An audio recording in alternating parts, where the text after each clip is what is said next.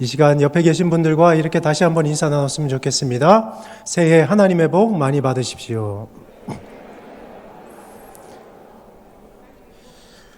여러분, 설 명절은 우더른께 세배하고 친지들과 함께 덕담을 나누는 즐거운 시간입니다.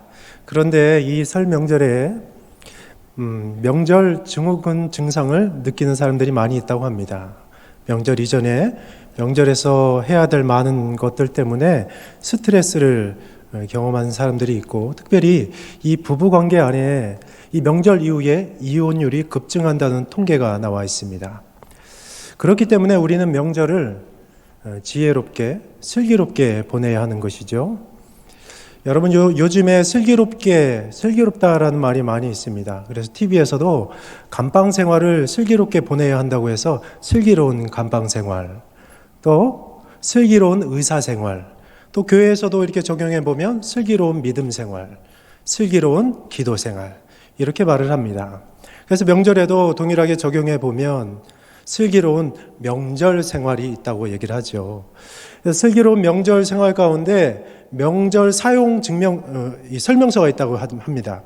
인터넷에 보니까 세 가지에 대해서 말씀하고 있죠. 첫 번째는 과도한 음식은 준비하지 않는다. 여성들이 스트레스 받기 때문이라고 말을 합니다. 두 번째, 취업, 결혼 걱정은 하지 않는다. 입에 담지도 않는다. 세 번째, 노년, 젊은 층 세대 간 이해와 노력이 있어야 된다.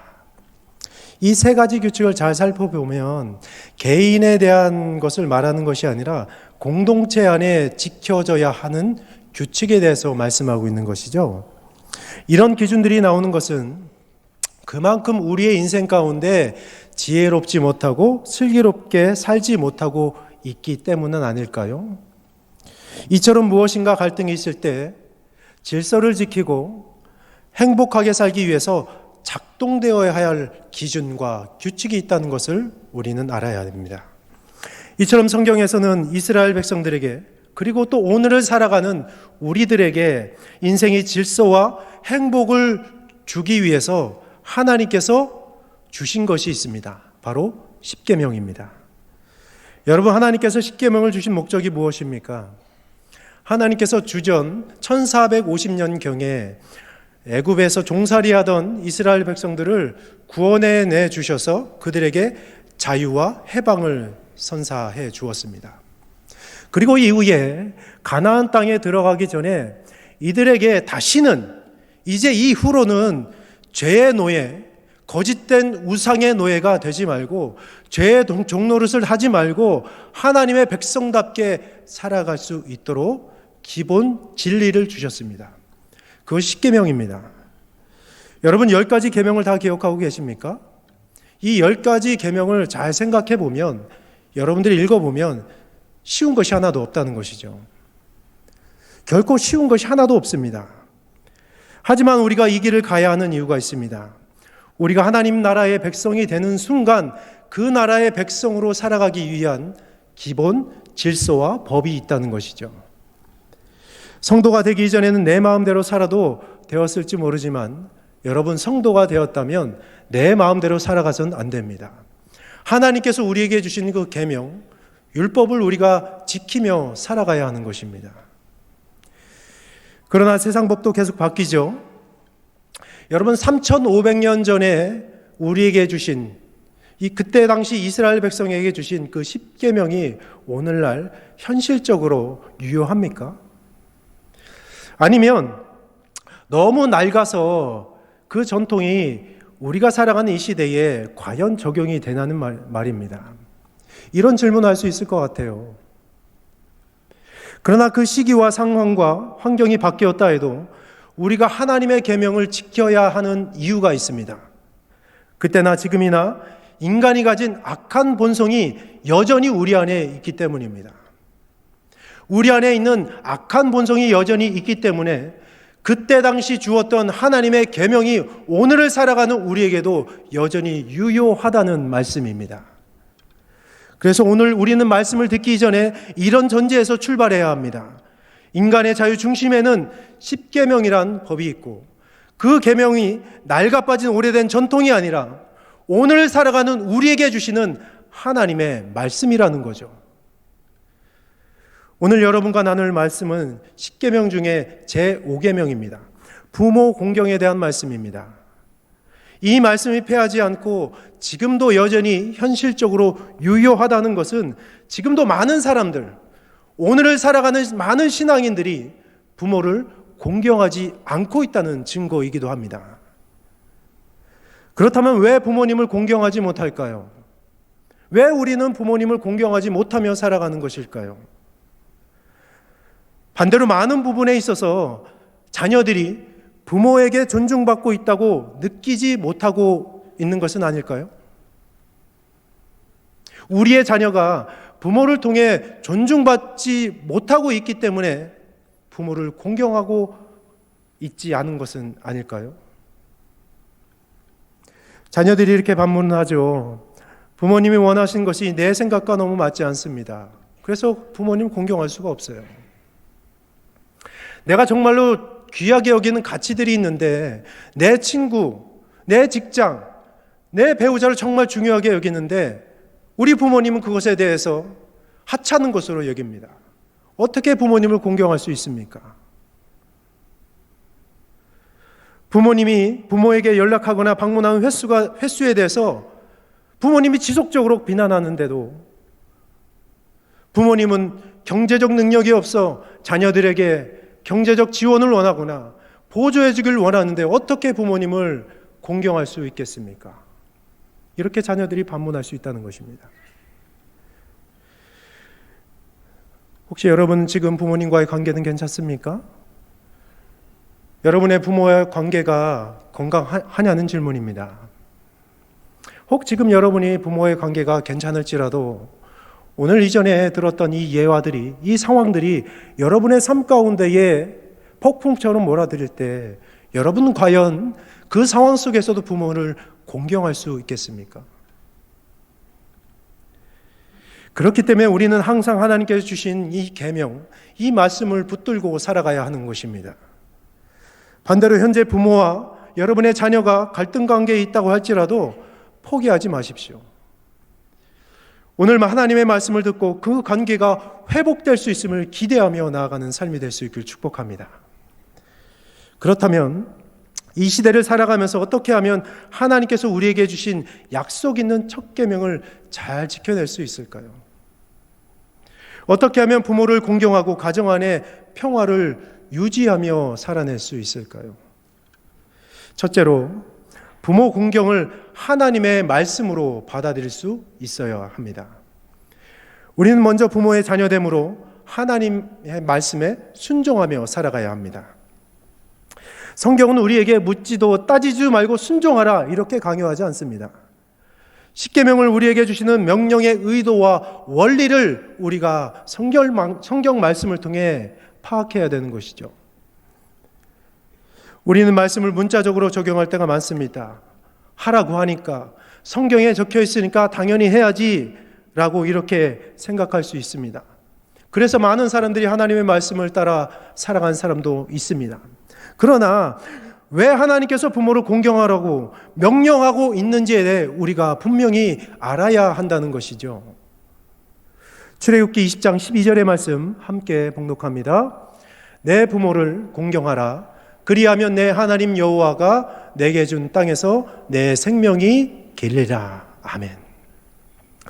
여러분, 오늘 말씀은 부모를 공경하면 그 결과로 하나님의 약속을 기업으로 받고 우리 자녀들이 그곳에서, 그 땅에서 장수할 수 있다고 말씀하셨습니다. 오늘 12절의 말씀의 원문을 이렇게 직역해 보면 이렇습니다.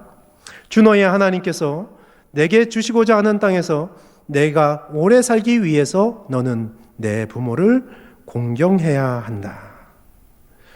하나님의 약속이 이루어지기 위한 요구되는 조건이 바로 부모 공경이라고 성경은 말씀하고 있죠.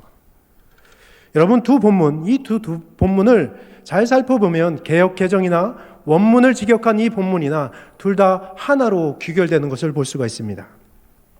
부모 공경 여하에 따라 하나님의 약속에 대한 기쁨이 계속 지속되느냐, 아니면 짧은 시간 안에 그 기쁨이 슬픔으로 바뀌느냐 결정된다는 것입니다. 이 땅에서 오래 살고 짧게 살고를 말하는 것이 아니죠. 이 말씀을 정리해 보면 장차 죽음 이후에 우리가 누리게 될 하나님의 나라의 그 기쁨을 이 땅에서도 누리기 위해서는 너희들은 반드시 부모를 공경해야 된다고 말씀하고 있는 것입니다.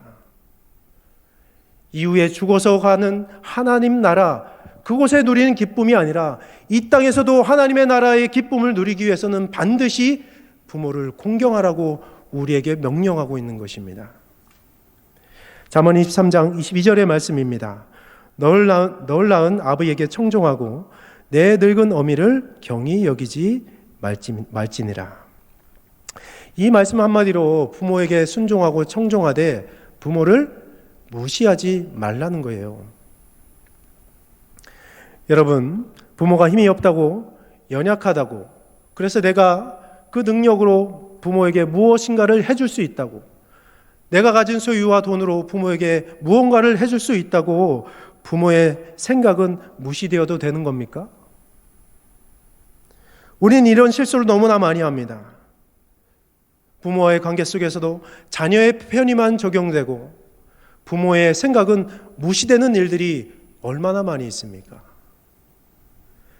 우리가 아는 것처럼 오늘 5번째 계명은 인간들이 지켜야 할 첫 번째 계명이라고 말씀하고 있죠. 왜냐하면 우리가 살아가는 이 세상 가운데 처음 관계하는 사람이 누구입니까? 부모입니다. 그 부모를 관계하면서 부모를 공경하지 못한다면 보이지 않는 하나님을 공경할 수 없다고 우리에게 말씀하고 있는 것입니다. 오늘 이 계명이 얼마나 중요한지는 부모를 공경하지 않는 태도에 대한 말씀을 보면 알 수 있습니다. 레위기 20장 9절의 말씀입니다. 함께 봉독합니다. 만일 누구든지 자기의 아버지나 어머니를 저주하는 자는 반드시 죽일지니 그가 자기의 아버지나 어머니를 저주하였은즉 그의 피가 자기에게로 돌아가리라. 오늘 성경은 부모를 저주하면 죽을진데 그 원인이 부모에게 있는 것이 아니라 너희들 자녀들에게 있다. 너희들이 죽는 원인이 너희들에게 있다라고 말씀합니다. 이처럼 하나님께서는 부모 공경하는 것을 아주 중요하게 여겼습니다. 사랑하는 여러분, 부모 공경하는 것을 내 생각으로 판단하지 말고 하나님의 말씀으로 받아들이는 삶이 될 수 있기를 축복합니다. 그래서 이 땅에서도 우리가 살아가는 이 짧은 인생 속에서도 저주와 슬픔이 아닌 하나님 나라의 복, 하나님 나라의 그 기쁨을 누리며 살아가는 성도들이 될 수 있기를 축복합니다. 두 번째는 부모는 공경의 대상이라는 것입니다. 에베소서 6장 1절에서 3절까지의 말씀입니다. 함께 봉독합니다. 자녀들아, 주 안에서 너희 부모에게 순종하라. 이것이 옳으니라. 내 아버지와 어머니를 공경하라. 이것은 약속이 있는 첫 계명이니 이로써 내가 잘되고 땅에서 장수하리라. 오늘 말씀은 부모에게 순종하라고 말씀하고 있죠. 그런데 단서가 하나가 있습니다. 주 안에서라는 단서를 우리에게 주고 있습니다. 이스라엘의 그 전통에 보면 부모가 자녀에게 하나님의 말씀을 지키지 않아도 된다라고 말할 경우에는 자녀들이 부모의 말에 불순종해도 괜찮다는 예외사항을 주었던 것입니다. 바로 부모님보다 하나님의 권위가 더 먼저 있다는 것을 말씀해주고 있죠. 그러나 우리가 하나님의 말씀을 지킨다는 구실로 부모님께 공경과 순종을 다하지 않는다면 하나님은 결코 이것에 대해서 용납하지 않는다는 말씀이죠. 공경하다라고 번역된 말의 히브리어 카베드는 기본 의미가 이렇습니다. 비중 있게 여기다, 중요하게 여기다는 의미입니다. 헬라어로는 티마오, 이 티마오는 기본 의미가 가치를 두다는 뜻입니다. 이 말을 종합해 보면 부모를 공경한다는 것은 내 생각보다 삶의 어떤 영역보다 더 부모를 비중 있게 여기고 중요하게 여기고 내 생각보다 부모님의 생각을 더 가치 있게 여긴다는 말씀입니다. 독일의 교육학자 하르트문트 폰 헨티가 이런 말을 했죠. 부모를 다른 어떤 것보다 훌륭하고 귀하게 여기는 것이 바로 부모를 공경하는 것이다. 이 세상의 다른 그 어떤 것보다 부모를 훌륭하고 귀하게 여기는 것이 부모를 공경하는 것이다 라고 말을 했습니다. 여러분, 성경에는 부모 공경에 또 다른 의미가 있습니다. 여러분, 이스라엘 백성에게 있어서 경외의 대상은 누구입니까? 유일신이신 여호와 하나님 한 분입니다. 그런데 예외 사항이 있습니다. 딱 한 가지 예외 사항이 있는데 레위기 19장 3절에 말씀에 나와 있습니다. 우리 같이 한번 읽어볼까요? 너희 각 사람은 부모를 경외하고 나의 안식일을 지키라. 나는 너희의 하나님 여호와니라. 오늘 말씀해 보니까 너희 각 사람은 부모를 경외하라 라고 말씀하고 있죠. 그 이스라엘의 전통에서 보면 그 경외하다, 히브리어 야훼라고 하죠. 이 야레라는 뜻은 부모의 권위가 하나님으로부터 왔다는 것을 말하고 있는 것입니다. 부모를 통해 하나님의 요구를 깨달아 가게 하려는 하나님의 목적이 그 경외라는 단어 안에 담겨져 있습니다. 하나님으로부터 권위를 부여받은 부모, 하나님의 말씀과 명령에 의해서 이 땅에서 반드시 존중받아야 될 그 부모를 이 땅에서 경외하지 못한다면 너희들의 삶 안에 보이지 않는 그 하나님을 경외할 수 없다는 말이죠. 어떻게 보이는 부모님도 경외하지 못하는데 보이지 않는 하나님을 경외할 수 있단 말입니까? 다만 경외받을 대상 중에 하나님과 우리 인간이 차이가 한 가지 있습니다. 우리 인간은 모두 자격이 있기 때문에 공경받고 경외받는 것이 아니라는 것이죠. 그렇기 때문에 다시 말해 부모는 공경받을 만한 자격이 있는 것이 아니라 부모의 역할이 있다는 것입니다. 자격이 아니라 부모의 역할이 있다는 것을 명심해야 합니다. 에베소서 6장 4절의 말씀입니다. 또 아비들아 너희 자녀를 노엽게 하지 말고 오직 주의 교훈과 훈계로 양육하라. 부모는 가정에 대한 책임을 갖고 있습니다. 이 책임이라는 개념 속에서 부모의 역할은 무엇입니까? 이스라엘의 부모에게 있어서 세 가지 역할이 있었습니다. 제사장권, 또 하나 축복권, 또 마지막으로 양육권이 있었습니다. 그래서 부모들이 자녀들과 함께 예배할 때에 하나님 앞에 감사하는 것을 서로 고백하고 또 자녀들이 잘못한 것이 있다면 예배 가운데에 회개하도록 부모의 역할을 다해야 했습니다. 또 두 번째로는 축복권이 있습니다. 하나님의 그 축복을 위임받은 부모로서 자녀들을 늘 축복해야 했습니다. 여러분, 지난 한 주간 여러분의 자녀들을 얼마나 많이 축복했습니까? 여러분 자녀들과 관계하면서 얼마나 많이 그 자녀들을 축복했습니까? 세 번째로는 양육권이 있습니다. 하나님의 말씀으로 자녀들을 주의 교훈과 훈계로 양육하고 또 그들을 훈련시켜야 될 그 의무가, 책임이 부모에게 있었다는 것입니다. 여러분, 자녀를 양육하는 것이 쉬운 일입니까? 자녀를 양육하는 것 결코 쉬운 일이 아닙니다. 너무나 벅찬 일입니다. 큰 희생이 따른 일입니다. 여러분, 이것에 동의하십니까? 여러분, 자녀를 키워가기 위해서 많은 비용이 들어간다고 하죠. 우리나라에서 아이나 대학까지 보내려면 직장인 10년치 연봉을 다 쏟아부어야 된다고 말합니다. 2021년 통계에 보면 월 평균 1인 자녀를 양육하기 위해서 월 72만 원, 약 72만 원이 필요하다고 말을 합니다. 그래서 자녀를 유치원 때부터 대학교까지 양육하기 위해서 약 4억 원이 든다고 말을 합니다. 여러분, 우리나라는 출생률이 계속 감소하고 있죠. 많은 원인이 있다고 말하지만 그 중에 가장 큰 원인이 있다면 바로 이 자녀 양육 부담이 이 약 50%로 1위를 차지한다고 말을 합니다. 그러니 젊은이들에게 무자식이 상팔자라는 것이 설득력 있게 들려지는 것입니다. 어느 10대 아들이 집안의 많은 일을 엄마의 많은 일을 돕고 나서 엄마에게 이렇게 요구했습니다. 엄마, 내가 집안일 도왔으니 청소 비용으로 10,000원, 설거지 비용으로 10,000원, 쓰레기 버리기 비용으로 10,000원, 총액 30,000원 주십시오. 그러자 엄마가 아들에게 계산서 하나를 만들어 주었습니다.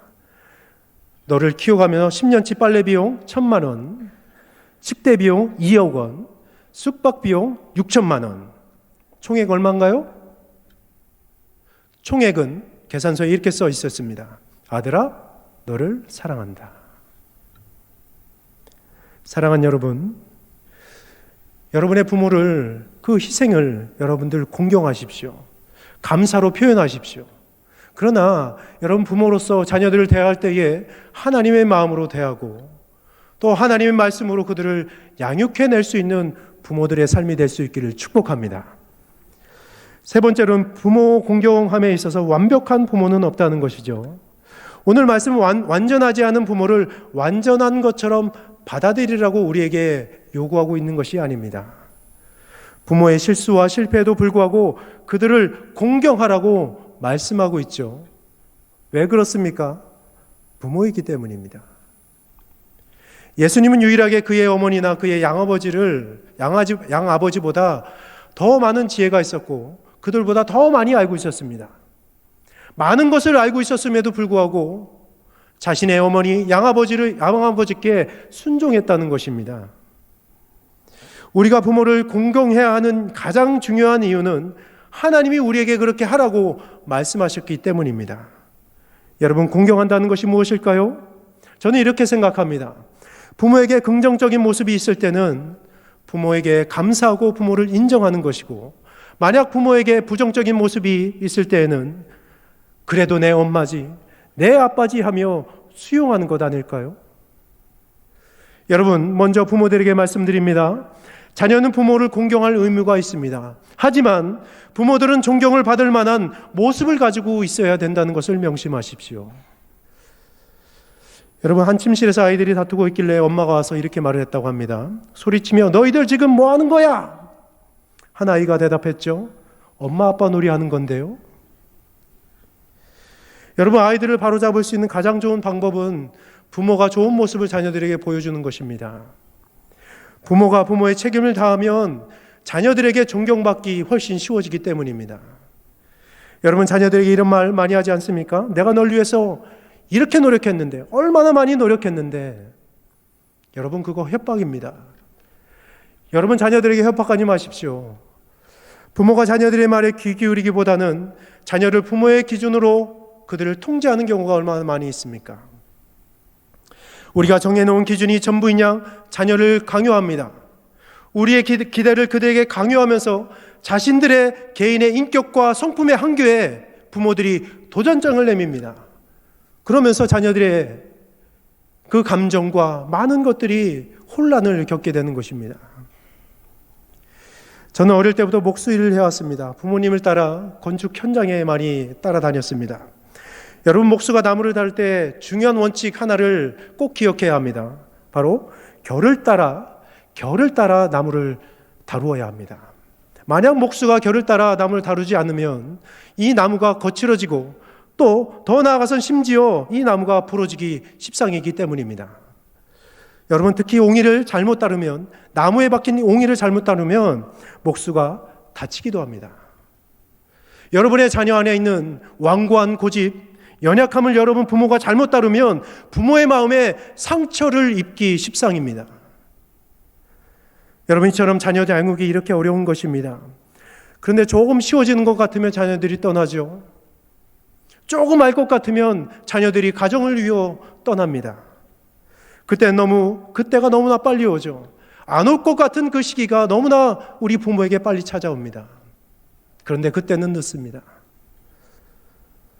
지금 현재 맡겨진 자녀들에게 더 관심을 가지고 하나님의 마음으로 그들을 수용해주는 부모가 될 수 있기를 원합니다. 여러분, 얼마나 자주 자녀와 함께 자리에 앉아서 대화를 나누고 있습니까? 자녀들이 부모와 이상적으로 대화를 나누는 하루의 시간이 2시간이라고 말을 합니다.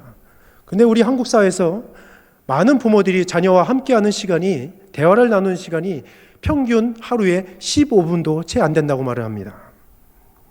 너무 바빠서 시간이 없어요. 너무 바쁘기 때문에 자녀들과 조화롭게 시간을 짜야 하는 것 아닙니까? 나 좋을 때로만 시간을 사용하는 것이 아니라 자녀들과 함께 조화롭게 시간을 짜내야 합니다. 여러분, 목회한다고 목회자도 예외가 아닙니다. 목회자도 자녀와의 관계를 목회한다고 희생시키면 안 되는 것입니다. 저는 자녀들과 관계회복 프로젝트를 작년 하반기부터 시작을 했습니다. 그래서 자녀들과 함께 모이기도 하지만 자녀들과 1대1로 2주에 한 번씩 시간을 갖기로 결정했습니다. 그래서 이 10대인 사춘기 아들과 목요일에 만나 식사를 하는 것이죠. 그래서 최근에 육상 합숙 훈련을 다녀왔는데 지난주 목요일 날 제가 카톡을 보냈습니다. 운동을 마치고 온 아들에게 아들아 오늘 아빠랑 식사할래? 카톡이 왔습니다. 싫어. 그럼 아빠가 밥 사줄게. 싫어. 친구들하고 먹을 거야. 한참 고민을 했습니다. 다시 한번 아들에게 지혜롭게 대처해 보았습니다. 그러면 너희들 친구들 밥 먹을 때 계산만 해주고 갈게. 바로 대답이 왔습니다. 네, 아빠. 이 반응을 보고 저도 한참 좀 고민에 빠졌습니다. 아들에게 그래서 다시 카톡을 보냈습니다. 목요일마다 아빠하고 식사하는 것을 잊었구나. 아들은 계산만 해주는 아빠를 사랑하는 게지? 그래도 사랑한다. 카톡이 왔습니다. 알겠어요. 아빠 사랑해요.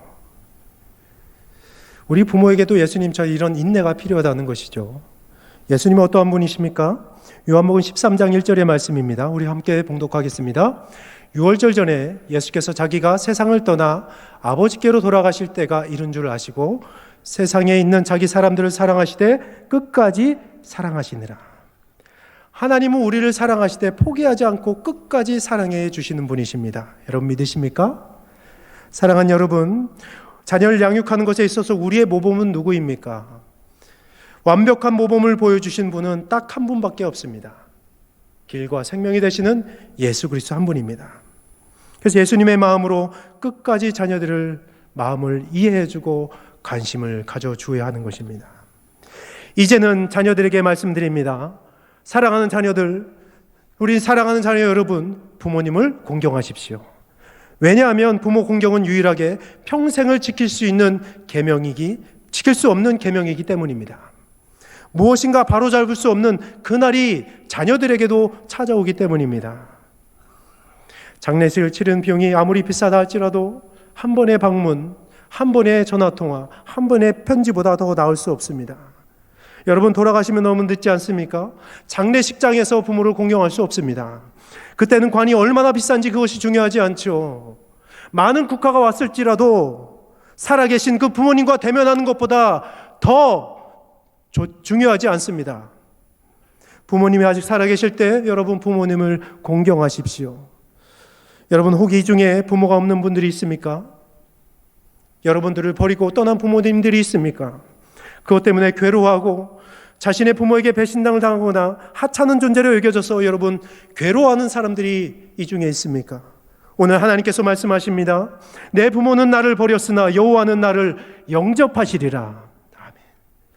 혹시 오늘 말씀을 들으면서 살아생전 부모님께 이 계명을 위반한 것이 생각나서 괴로워한 자들이 있습니까?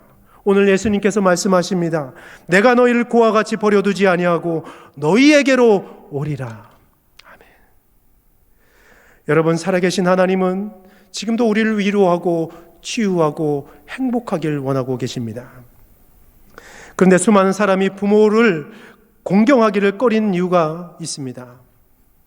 자녀들 안에 마음 깊은 곳에 있는 부모를 향한 해결되지 않는 분노가 있기 때문 아닐까요? 여러분 그 분노가 정당화된다 할지라도 오늘 이 시간 부모를 용서하기로 결심하십시오. 만약 여러분의 부모님이 돌아가셨다 할지라도 여러분 오늘 이 시간 부모를 용서하기로 결정하십시오. 2000년 전에 한 아버지가 자신의 아들을 포기했습니다. 하나님 아버지께서 왜 자신의 아들을 포기하셨습니까? 이 땅에 많은 사람들, 우리 인간들이 방황하고 있었기 때문입니다. 예수님이 길 잃은 이들을 찾고 구원하시기 위해 이 땅에 오셨습니다. 길 잃고 방황하는 사람들, 영원하지 않는 것에 영상이라 생각하고 쫓아가는 사람들, 우리들에게 찾아오셔서 하나님께서 우리에게 자유케 하시고 충만케 하시고 우리를 친구로 초청케 해주시기 위해서 이 땅 가운데 오셨습니다. 그런데 예수님께서 무언가를 하셔야만 했습니다. 바로 십자가 죽음입니다.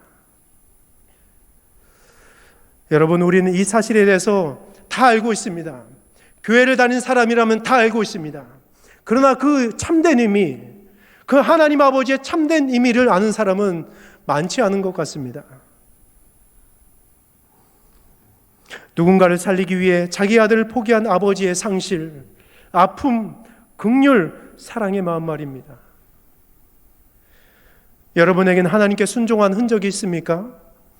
하나님께 값없이 구원받은 자녀로서 하나님의 상실, 아픔, 긍휼, 그 사랑한 마음으로 부모를 공경하고 자녀를 사랑하며 대해본 적이 있으십니까? 여러분에게는 부모에게 순종한 흔적이 있으십니까?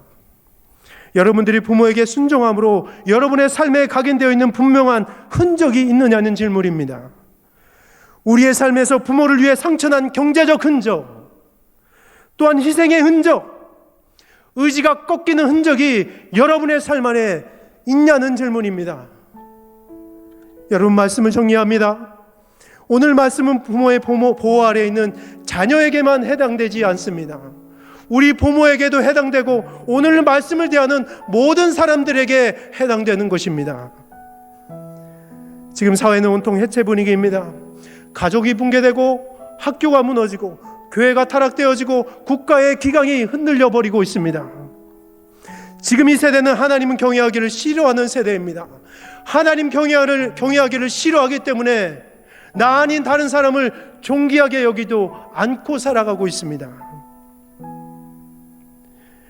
또한 사람의 뜻이 하나님 뜻보다 더 중요하게 여겨지는 그런 세대를 살아가고 있습니다. 그러므로 그리스도인 우리는 먼저 하나님의 말씀과 뜻이 우리의 삶에 온전하게 인정될 수 있도록 오늘 말씀처럼 부모를 공경할 수 있는 삶을 살아가야 되는 줄로 믿습니다. 여러분, 부모는 자녀를 하나님의 말씀에 권위에 힘입어 끝까지 사랑해내십시오. 또한 여러분의 자녀는 하나님의 말씀을 하나님의 말씀으로 받아들여서 부모를 공경하며 살아가는 주의 복된 자녀들이 될 수 있기를 원합니다. 완벽하신 예수 그리스도를 따라 살아갈 때 무너졌던 하나님의 형상이 우리의 가정 안에 회복될 줄 믿습니다. 이를 통해 하나님께서 세우신 가정과 교회와 그 공동체의 권위가 참되게 세워질 뿐만 아니라 그 권위를 통해서 역사하시는 하나님을 경험하게 될 줄로 믿습니다. 사랑하는 여러분, 오늘 말씀하신 부모 공경의 계명은 단순한 문자가 아닙니다. 단순한 계명이 아닙니다. 이 계명을 지키려 노력하는 것이 우리에게 필요한 것이 아닙니다. 이것보다 더 중요한 것이 있습니다. 하나님의 마음을 알아가는 것입니다. 하나님의 마음을 알아가기에 이 계명이 우리의 삶 가운데 온전히 지켜지는 그런 경험을 우리가 해야 되지 않겠습니까? 계명 자체를 지키기 위해 포고하는 자가 아니라 한 주간 올해 나의 삶에 이 계명이 하나님과의 친밀함 때문에 하나님의 마음을 알기 때문에 우리의 삶 안에 온전히 지켜지는 그런 경험 말입니다. 그래서 하나님의 마음으로 이 계명이 지켜질 때마다 여러분 안에 부모를 향한 원망이 회복되고 부모에 대한 그 죄책감에서 해방되고 뿐만 아니라 이 땅에서 하나님께 세우신 참된 부모로 자녀를 더 사랑함으로 가정을 견실히 세워가며 이 땅에 하나님 나라와 뜻을 가정과 여러분의 공동체 안에 온전히 세워가는 삶을 살아가게 되기를 말씀을 의지하여 축원합니다. 여러분의 삶 안에 하나님께서 세우고자 하는 그 온전한 회복이 오늘 말씀을 통하여 이루어지는 복된 명절이 되어질 수 있기를 주님의 이름으로 축원합니다.